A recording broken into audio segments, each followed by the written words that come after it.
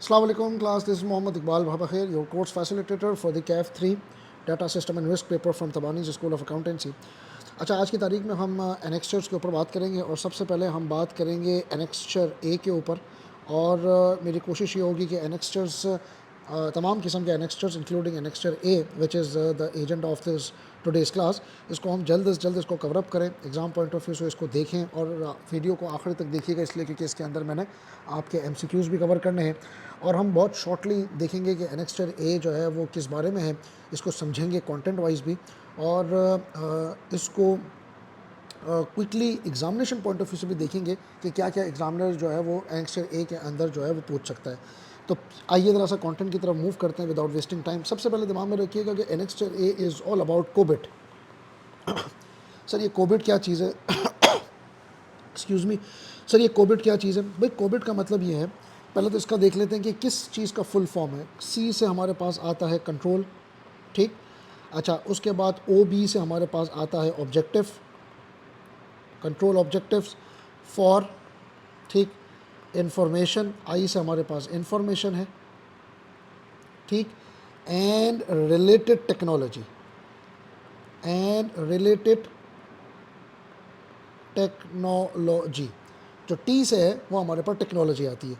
तो control objective, सी से control, O B से ऑब्जेक्टिव, आई से इंफॉर्मेशन और टी से रिलेटेड टेक्नोलॉजी, ठीक है। ये इसका पूरा जो है वो मतलब है इसका।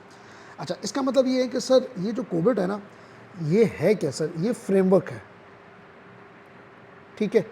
ये एक फ्रेमवर्क है। और किसका फ्रेमवर्क है? फॉर आईटी रिलेटेड चीज़ें। देखिए, जिस तरीके से आपके पास अकाउंटिंग के लिए हमारे पास आईएसएस हैं या आईएफआरएसएस हैं, ठीक है।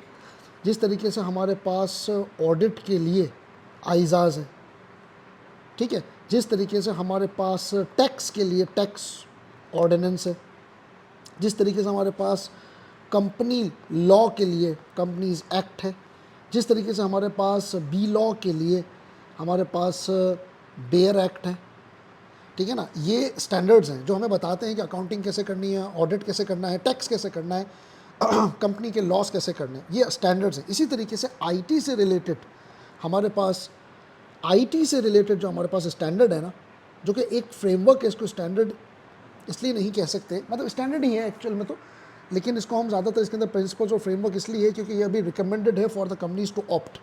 कंपनी की मर्ज़ी है, इसको ऑप्ट करती है तो बहुत अच्छी बात है, नहीं करती तो बहुत सारे मुल्कों के अंदर इसकी कोई पेनल्टी नहीं है, ठीक है। तो करती है तो बहुत अच्छी बात है। तो कोविड समझ लें आईटी का एक स्टैंडर्ड है कि कोविड बताएगा कि भाई हमने जितने भी 17 चैप्टर पढ़े ना, इसमें कोविड आपको बताएगा कि किस तरीके से फ्रेमवर्क को इम्प्लीमेंट करना है, क्या रिस्क रिलेटेड प्रोसीजर्स होनी चाहिए, क्या डॉक्यूमेंटेशन होनी चाहिए, क्या कौन कौन से साइबर सिक्योरिटी रिस्क हैं। तो ये एक्चुअली कंट्रोल ऑब्जेक्टिव्स हैं। ये आपको कंट्रोल बताएगा आपकी तमाम इंफॉर्मेशन टेक्नोलॉजी से रिलेटेड। तो आईटी से रिलेटेड अगर हमें फ्रेमवर्क को देखना है ना, तो सरकार ये क्या चीज़ है, ये कोविड है। कोविड क्या चीज़ है? कोविड एक फ्रेमवर्क है। अब यहाँ तक आपको समझ में आ जाना चाहिए कि कोविड एक स्टैंडर्ड है। स्टैंडर्ड का मतलब कोविड एक फ्रेमवर्क है जो कि हमें आईटी से रिलेटेड चीज़ों को बताएगा। अच्छा, इसका काम क्या है? इसका काम क्या है सर? ये कंपनी को हेल्प करेगा कि ये कंपनी को हेल्प करेगा किस तरह कि कंपनी के अंदर इतनी आईटी होनी चाहिए जो कि उनके बिजनेस गोल को, उनके रिस्क को मैनेज करे और उनके रिसोर्सेज को प्रॉपर तरीके से यूटिलाइज करे, ठीक है। यानी कि ये क्या करेगा? It helps companies. ये 3 तरह से कंपनी को हेल्प करता है, नंबर 1, नंबर 2, नंबर 3। क्या क्या करेगा भाई? नंबर 1 के अंदर भाई बिजनेस आपके जो गोल्स हैं वो मीट करने में मैं आपकी हेल्प करूँगा, नंबर 1। नंबर 2, दूसरा रिस्क को मैनेज करने में मैं आपकी हेल्प करूँगा। नंबर 3, रिसोर्सेज को, यूजेज ऑफ द रिसोर्सेज को सही तरीके से यूटिलाइज करने में मैं आपकी हेल्प करूँगा। मैं मतलब कोबिट। ये डेफिनेशन में आ सकते हैं, कभी भी डेफिनेशन आए तो COBIT is a framework that helps company to achieve business goal, manage the risk and uses of the resources properly. ये बात क्लियर हो जाती है, बिल्कुल सही बात क्लियर हो जाती है। इसकी डेफिनेशन आपने लर्न करनी है जो मैंने आपको बताई है, ठीक है सर, हम इसकी डेफिनेशन लर्न कर लेंगे। अच्छा, अब इसके अंदर इसके एक दूसरी चीज़ों के अंदर आते हैं और समझने की कोशिश करते हैं भाई कि है क्या, मतलब और क्या क्या चीज़ें हैं। ये जो रिसोर्स का जो यूजेज है ना, ये जो रिसोर्स का जो यूजेज है, इसमें एक और काम भी हम कर सकते हैं, और एक मिनट ज़रा, हम क्या काम करना है जी। इसका मतलब मेन आइडिया पता है क्या है, ये तो इसके इसके ऑब्जेक्टिव्स हैं, लेकिन इसका मेन आइडिया ये है कि कोविड के ज़रिए कंपनी क्या करेगी पता है। कंपनी खाली ये जो रिसोर्स है ना, ये यूजेज ऑफ रिसोर्स, इसको मैं समझाने की कोशिश कर रहा हूँ कि यूसेज ऑफ द रिसोर्स का मतलब खाली कॉस्ट सेविंग नहीं है। ऐसा मत समझिएगा कि यूसेज ऑफ द रिसोर्स का मतलब है कि कॉस्ट सेविंग है, नहीं। जब हम आईटी की बात करते हैं ना, तो इसका मतलब है कि सर क्रिएशन ऑफ वैल्यू। तो कोविड से दिमाग में ये भी रखिएगा कि ऐसा फ्रेमवर्क जो कि वैल्यू को क्रिएट करे। समझ आ रही बात की नहीं आ रही? इसकी वैल्यू को क्रिएट होना चाहिए। मतलब मान लीजिए अगर बैंक साइबर सिक्योरिटी के सॉफ्टवेयर में इन्वेस्टमेंट करता है, तो साइबर सिक्योरिटी पे सॉफ्टवेयर में इन्वेस्टमेंट करने में तो कंपनी का पैसा लग रहा है, लेकिन एक वैल्यू क्रिएट इस तरह होगी कि भाई हमने अपने कंज्यूमर को प्रोटेक्ट किया, अपने रिस्क को रिड्यूस किया, और इसके ज़रिए जब हमारा कंज्यूमर प्रोटेक्ट हो तो कंज्यूमर हमारे पास और आया और इससे हमारा रेवेन्यू बढ़ा। तो indirect contribution of the revenue भी होता है। ये बात क्लियर हो जानी चाहिए, बिल्कुल सही।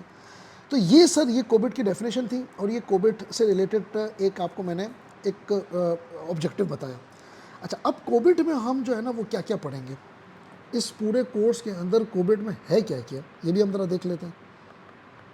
हम इसके अंदर सबसे पहले सर 6 प्रिंसिपल पढ़ेंगे, 6 प्रिंसिपल पढ़ेंगे हम, ठीक, फॉर गवर्नेंस सिस्टम। ये 6 प्रिंसिपल हम पढ़ेंगे कोविड में। अच्छा, उसके बाद हम मज़ीद तीन प्रिंसिपल और पढ़ेंगे, 3 प्रिंसिपल्स फॉर गवर्नेंस फ्रेमवर्क। अब एक है गवर्नेंस सिस्टम, एक है गवर्नेंस फ्रेमवर्क, दोनों में क्या फ़र्क होता है भी बताता हूँ। समझ में आ गई बात? अच्छा, इसके अलावा हम इसके अंदर जो इसका पूरे चैप्टर के अंदर क्या क्या चीज़ें हम पढ़ने जा रहे हैं, मैं आपको सिर्फ वो बता रहा हूँ। इसके अलावा हम इसके अंदर एक और चीज़ पढ़ेंगे, एंड दैट इज़ 7 कंपोनेंट्स। हम इसके अंदर 7 कंपोनेंट्स भी पढ़ेंगे, ठीक है। अच्छा, इसके अलावा हम इसके अंदर पढ़ेंगे भैया गोल्स कैस्केड। अगर आप बुक खोल के भी देखेंगे तो आपको ये नज़र आ रहा होगा, एक गोल्स कैस्केड भी पढ़ेंगे। और इसके अलावा हम लास्ट चीज़ इसके अंदर पढ़ेंगे परफॉर्मेंस मेजरमेंट। परफॉर्मेंस मेजरमेंट, देखिए अगर आपने ये सारी चीज़ें पढ़ ली, that is number 1 is 6 principles, number 2 is 3 principles governance framework के, थर्ड इज़ 7 कंपोनेंट्स, उसके बाद गोल्स कैस्केड, और उसके बाद परफॉर्मेंस मेजरमेंट। अगर हमने ये पढ़ लिया तो हम जो है वो क्लियर हो गए। अब मैं आपको थोड़ा आसानी से समझा देता हूँ कि इसका मतलब क्या है। देखिए, आपकी एग्जांपल एनालॉजी ले लेते हैं।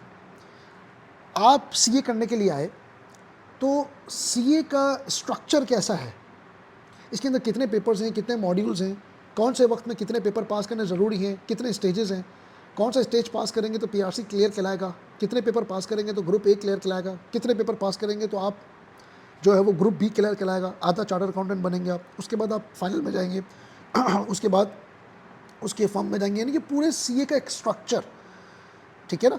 ये पूरे सीए का स्ट्रक्चर है क्या, वो ये है 3 principle for the governance framework. ये ऐसा है कि जैसे मैं आपको आईकैप का स्ट्रक्चर समझा रहा हूँ, समझिएगा, तरह आपको एनालॉजी से समझ में आएगा। जैसे मैंने आपको पूरी एक तमीद बांधी ना, ये प्रिंसिपल फॉर गवर्नेंस फ्रेमवर्क के भाई जो कोविड है ना, वो होना कैसा चाहिए, ये आईकैप का स्ट्रक्चर है। अच्छा भाई, ये 6 प्रिंसिपल फॉर गवर्नेंस सिस्टम पता है क्या है? ये 6 प्रिंसिपल फॉर गवर्नेंस सिस्टम है कि एक स्टूडेंट के अंदर क्या क्वालिटीज़ होनी चाहिए कि वो सीए के काबिल हो। इसका मतलब क्या है कि ये बात करेगा स्टूडेंट्स के क्वालिटीज़ के ऊपर। पहले मैं आपको एनालॉजी से समझाता हूँ, उसके बाद कंपनी लेवल पे भी समझाऊंगा। तो हमारे हिसाब से स्टूडेंट के अंदर 6 क्वालिटीज़ होनी चाहिए, ठीक है। 6 क्वालिटी मतलब फॉर एग्जाम्पल हार्ड वर्किंग होना चाहिए, कंसिस्टेंसी होनी चाहिए, परसिवरेंस होनी चाहिए, डिसिप्लिन होना चाहिए, ठीक है। ये 6 प्रिंसिपल होने चाहिए। और आईकैप का स्ट्रक्चर मैंने आपको बता दिया कि क्या है, क्लियर हो गई बात। 7 कंपोनेंट का मतलब ये है कि एज ए स्टूडेंट, ठीक है ना, एक स्टूडेंट को क्या क्या चीज़ों की ज़रूरत पड़ेगी कि वो सीए क्वालिफाई करेगा। इसका मतलब ये वो रिसोर्स है या सिस्टम जो कि स्टूडेंट को ज़रूरत पड़ेगी, स्टूडेंट्स नीड।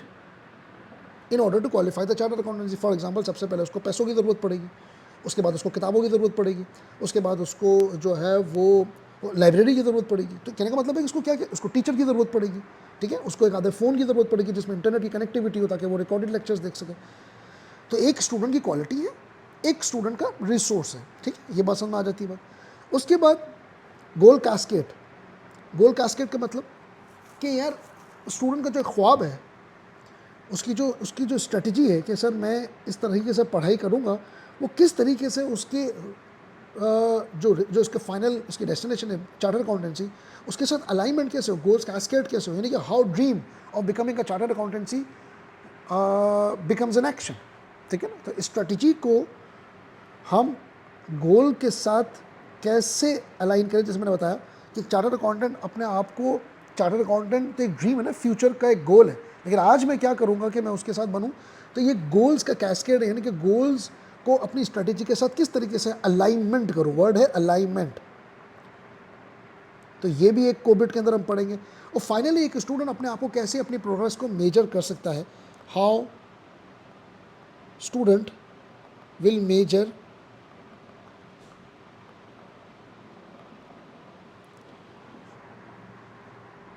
It's progress. तो किस तरीके से कि स्टूडेंट जो है ना वो अपनी प्रोग्रेस को मेजर कर सकता है। फॉर एग्जांपल एक स्टूडेंट कहता है कि सर मैं पीआरसी में पास हो गया तो मैं अपने आप को समझूंगा कि मैं 25% चार्टर्ड अकाउंटेंसी हो गई। मैं ग्रुप ए में पास हो गया तो मैं समझूंगा मेरी 50% हो गई। ग्रुप बी में पास हो गया तो मैं समझूंगा मेरी 60% हो गई। तो वो अपनी परफॉर्मेंस को कैसे मेजर करेगा? अच्छा, सिर्फ पास होने की हद तक नहीं, डेली के हिसाब से। फॉर एग्जांपल एक बच्चा कहता है कि तो बिल्कुल ही छोटे लेवल पे भी कैसे करेगा। जैसे फॉर एग्जांपल एक बच्चा कहता है सर मैंने 6 घंटे पढ़ाई करी, मुझे पढ़ाई करनी थी 8 घंटे, इसका मतलब मैंने सिर्फ 80% अचीव किया, 20% येट टू अचीव। तो ये अपने आप को डे के हिसाब से, फिर अपने आप को महीने के हिसाब से, हफ्ते के हिसाब से, फिर 2 महीने के हिसाब से अपने आप की परफॉर्मेंस को मेजर कर रहा होगा। तो दिस इज़ हाउ ये कोविड इस तरीके से जो है ना वो समझ लें कि ओवरऑल हमारे पास इस तरीके से सारी चीज़ें हैं। अब कोविड को अगर हम थोड़ा सा प्रिंसिपल लेवल पे अप्लाई करें, मतलब थोड़ा सा कंपनी लेवल पे अप्लाई करें, तो 6 क्वालिटीज़ का मतलब ये हो गया कि भाई कंपनी के अंदर ऐसी कौन सी चीज़ें होनी चाहिए। एक कंपनी के लेवल के अंदर अगर मैं बात करें तो हमारे पास कौन सी ऐसी चीज़ होनी चाहिए कंपनी के लेवल के अंदर जो कि कंपनी को ऑप्ट करनी चाहिए आईटी से रिलेटेड, ठीक है। आईटी से रिलेटेड ऐसी क्या चीज़ होनी चाहिए कंपनी के पास। अच्छा, दूसरी बात अगर हम बात करें दूसरे लेवल के ऊपर, तो 3 प्रिंसिपल के कोविड की क्या प्रिंसिपल अप्रोच होनी चाहिए, कोविड के अंदर क्या क्वालिटीज़ होनी चाहिए। फिर 7 कंपोनेंट्स की अगर हम बात करें तो भाई कंपनी के पास ऐसे कौन कौन से रिसोर्स होने चाहिए, ऐसी कौन कौन सी जो है ना वो नीड्स, ताकि उसकी नीड्स जो है वो पूरी हो सके। उसके बाद कंपनी अपने गोल्स को कैसे अलाइन करेगा आईटी से लेकर, और कंपनी अपनी परफॉर्मेंस को किस तरीके से मेजर कर रहा होगा। तो ये कुछ 6-4